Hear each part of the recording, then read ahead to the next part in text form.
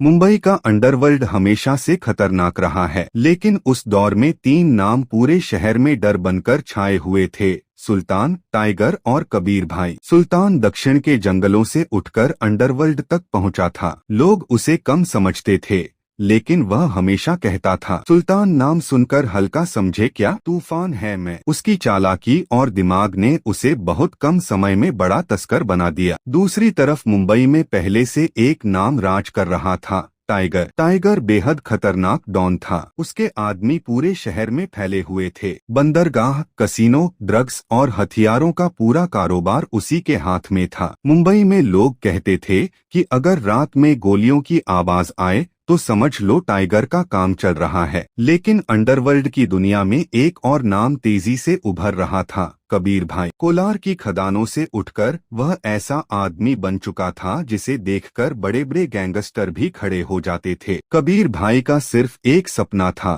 पूरे अंडरवर्ल्ड पर राज करना। एक दिन खबर फैली कि कोलार से अरबों रुपए का सोना मुंबई आने वाला है। यह सोना सिर्फ दौलत नहीं था, बल्कि अंडरवर्ल्ड की सत्ता तय करने वाला था। जो इस सोने पर कब्जा करेगा वही असली बादशाह बनेगा। सोने की खेप मुंबई के पुराने बंदरगाह पर पहुंचने वाली थी। रात के अंधेरे में वहां तीनों अपने अपने गैंग के साथ पहुंच गए। सबसे पहले टाइगर बोला, मुंबई में बिना मेरी इजाजत कोई कारोबार नहीं करता। यह सोना मेरा है। सुल्तान मुस्कुराया और बोला, झुकने का नहीं। तभी धुएं के बीच से भारी कदमों की आवाज आई। अंधेरे से एक आदमी बाहर आया, कबीर भाई। उसने सिगरेट जलाते हुए कहा, अंडरवर्ल्ड में तीन लोग राज नहीं करते, यहाँ सिर्फ एक बादशाह होता है। इतना कहते ही गोलियां चलने लगीं। पूरा बंदरगाह युद्ध का मैदान बन गया। कुछ ही देर में चारों तरफ लाशें बिखर गईं। सुबह जब सूरज निकला तो बंदरगाह पर सन्नाटा था। सोने की पूरी खेप गायब थी